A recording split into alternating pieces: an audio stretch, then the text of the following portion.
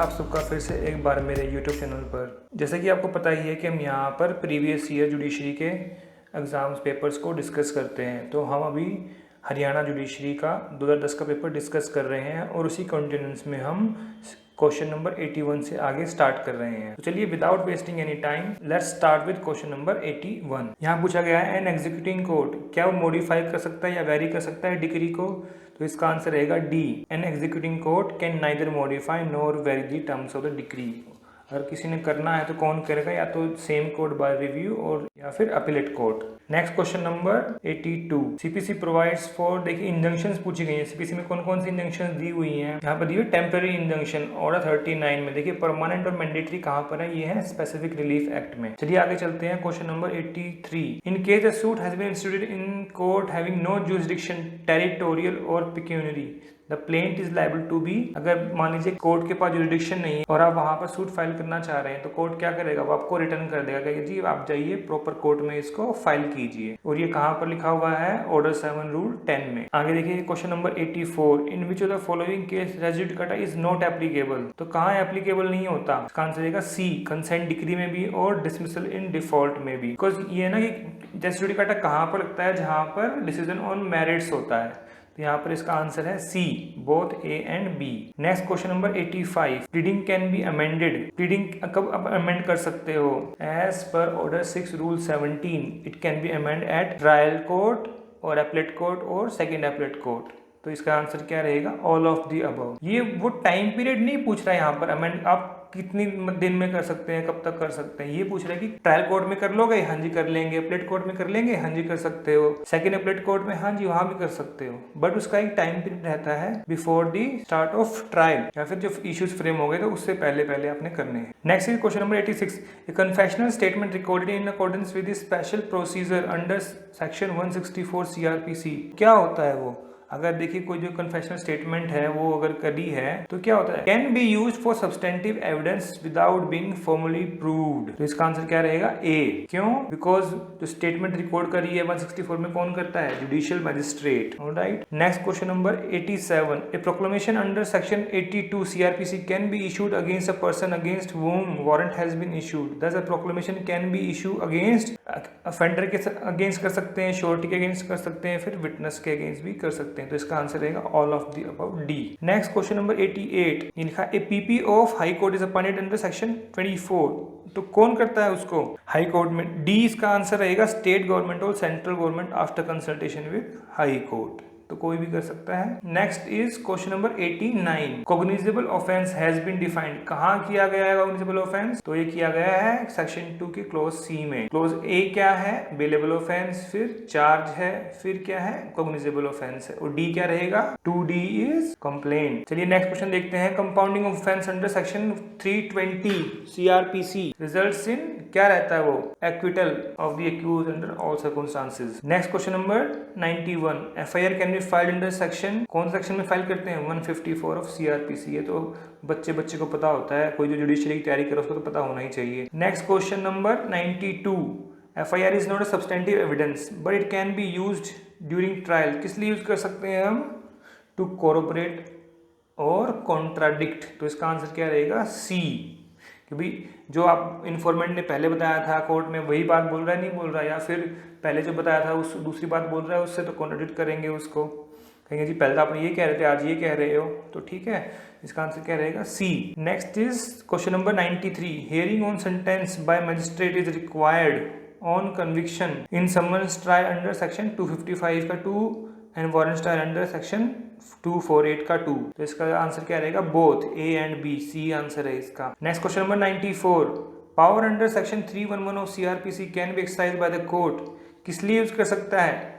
To recall कर सकते हैं, to summon any witness who have been cited as a witness but not produced, या फिर to summon any witness who has not been cited as a witness. तो किसी के लिए भी यूज कर सकते हैं। इसका आंसर रहेगा D, all of the above. Next is question number 95, a communication made to spouse during marriage under section 122 of evidence act. क्या होता है वो? Remains privilege after the dissolution of marriage by divorce और death. जो communication एक बार हो गया तो मतलब उसकी टाइमिंग उस टाइम पर है कि भाई जिस टाइम पर कम्युनिकेशन हुआ वो कम्युनिकेशन हो चुका है और उस टाइम पर वो हस्बैंड एंड वाइफ हैं। लेकिन अगर मान लीजिए डाइवोर्स हो गया, उसके बाद कोई कम्युनिकेशन हुआ, that would not come under the privilege communication. But एक बार जो कम्युनिकेशन ड्यूरिंग दी मैरिज हो गया, वो चाहे डाइवोर्स हो चाहे डेथ हो, वो प्रिविलेज ही रहता है। Next is question number 96। A confession made in police custody is admissible under section 26 of evidence act. तो वो कहाँ पर होता है? C, if made in the presence of magistrate. Magistrate की प्रेजेंस में है, पुलिस कस्टडी में है, तो वो जो है कन्फेशन मान लिया जाता है। लेकिन अगर मजिस्ट्रेट नहीं है, सिर्फ पुलिस है, डॉक्टर है या कोई और है वहां पर, तो वो नहीं माना जाएगा। Next is question number 97। A dumb witness is a competent witness. ये कहाँ लिखा गया है?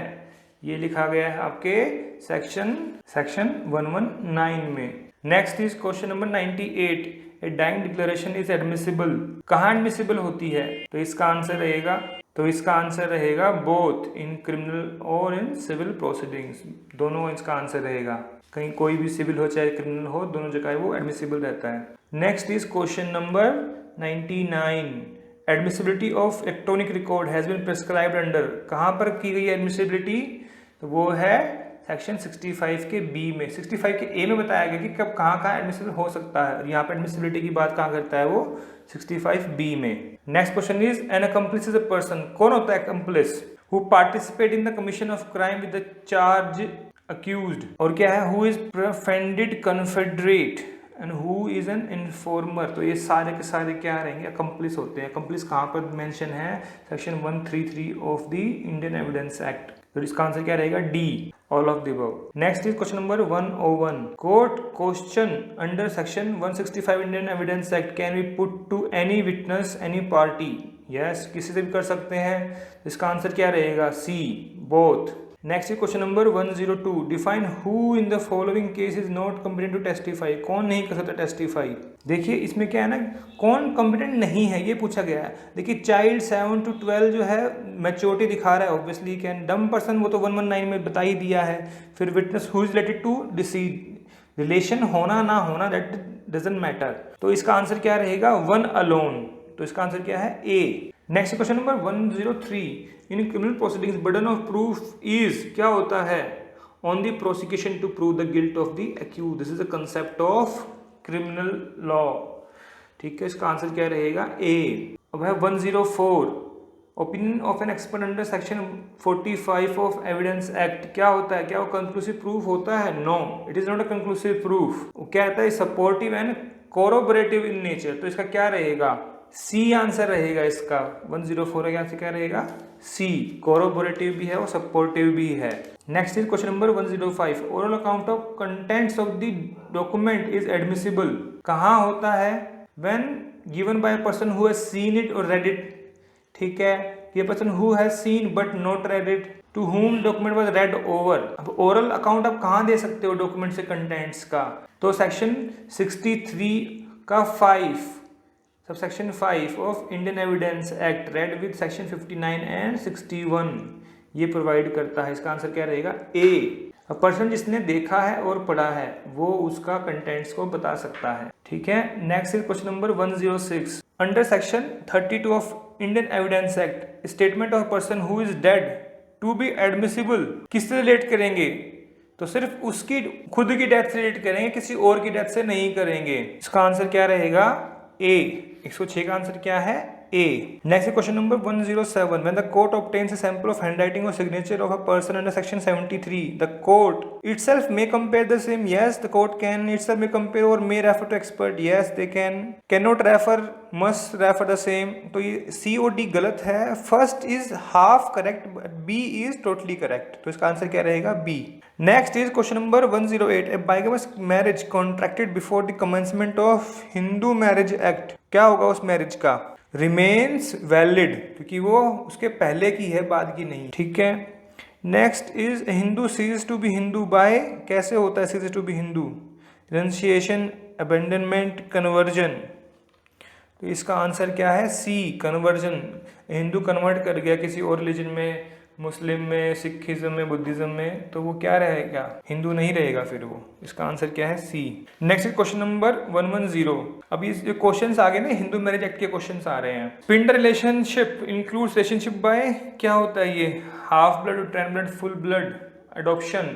तो इसका आंसर क्या रहेगा, all of the above. Sapinda है, कैसे है, हाफ से है, फुल है या फिर अडॉप्शन से है, दैट डजंट मैटर। जैसे ही अगर आपने उसे फैमिली में एंटर कर दिया तो आप फैमिली के माने जाएंगे। तो इसका आंसर क्या रहेगा, डी। नेक्स्ट क्वेश्चन नंबर 111 मतलब 111, venereal disease to be ground for divorce under section 13 का subsection 1 clause 5 must be in communicable form. तो अगर डाइवोर्स का ग्राउंड बनाना था तो वेनरल डिजीज कैसी होनी चाहिए, obviously it should be A communicable form, कि भाई एक से दूसरे को पहुंच गई, तब तो वो उसका डाइवोर्स का ग्राउंड मानेंगे, अदरवाइज नहीं मानेंगे। तो इसका आंसर क्या रहेगा, A. Next is question number 112 112, when two person are descendants of common ancestor but by different wives they are said to be half blood. ये कहाँ लिखा हुआ है, आपके सेक्शन 3 के सी में लिखा हुआ है। देखिए हाफ ब्लड है तो वो जिसमें दो माँ है अलग अलग, मतलब सौतेले बेटे हो गए।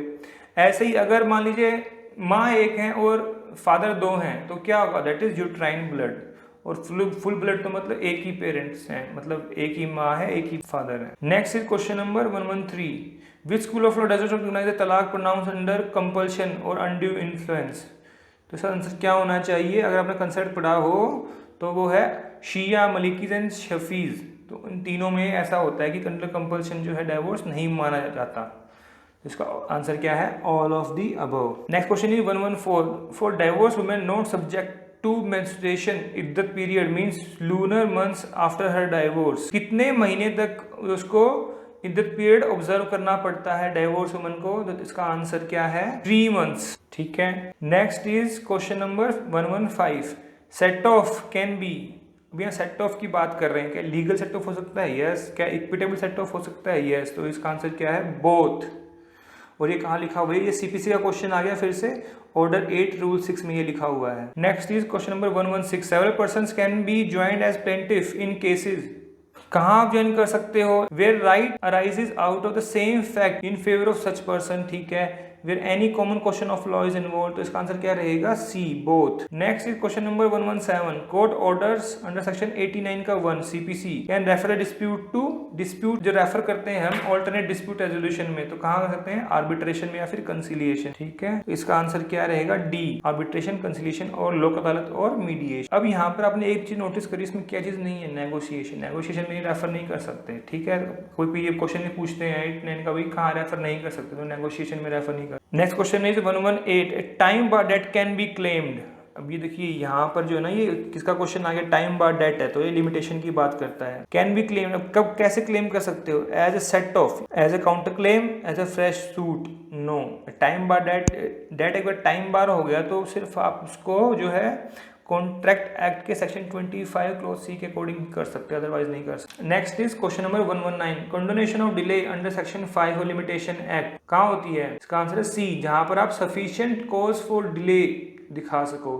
ठीक है, सी इसका आंसर रहेगा। अब 120, on acknowledgement fresh period of limitation starts. अभी एक्नॉलेजमेंट की बात करें, एक्नॉलेजमेंट कहाँ पर है, सेक्शन 18 में। तो जैसे ही आपने एक्नॉलेजमेंट साइन कर दी, राइटिंग में होना चाहिए और साइन में होना चाहिए, तो देखिए यहाँ पर इसलिए लिखा, इसका आंसर क्या रहेगा, 120 का A. Next is question number 121, 121, period of limitation for setting aside ex parte decree कितना होता है एक्सपायरी डिग्री को सेटिस्फाइड कराने के लिए, दैट इज ओनली 30 डेज। का आंसर क्या रहेगा, B. Next question number 122, period of limitation for suit relating to account is, limitation of suit related to accounts कितना होता है, 3 साल का। ठीक है।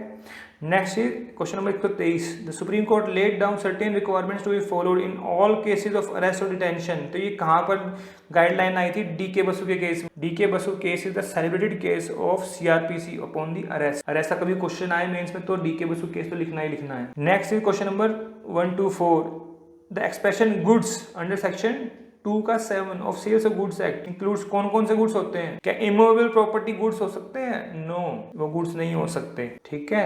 इसका आंसर क्या रहेगा, C, every kind of movable property other than actionable claims and money. तो ये डेफिनेशन में लिखा हुआ है, डेफिनेशन कहां पर दी हुई है, सेक्शन 2 के क्लॉज 7 में। Next question number 125, second commission of central state relation is headed by MM Punchhi, justice MM Punchhi की अध्यक्षता में सेंट्रल स्टेट रिलेशनशिप पर 2010 में ही एक सेकंड कमीशन बनाया गया था। तो ये 2010 में तभी क्वेश्चन पूछा गया था, रीसेंट जीके का क्वेश्चन। तो दोस्तों यहाँ हमने हरियाणा जुडिशरी के 2010 के क्वेश्चंस पूरे कर लिए हैं। आई होप आपको पसंद आया होगा। अगर आपको पसंद आया हो तो इस वीडियो को ज़रूर लाइक कीजिएगा, शेयर कीजिएगा और हमारे चैनल को सब्सक्राइब करना ना भूलें, ताकि आपको हमारे आने वाली वीडियोज़ के नोटिफिकेशन मिलते रहें।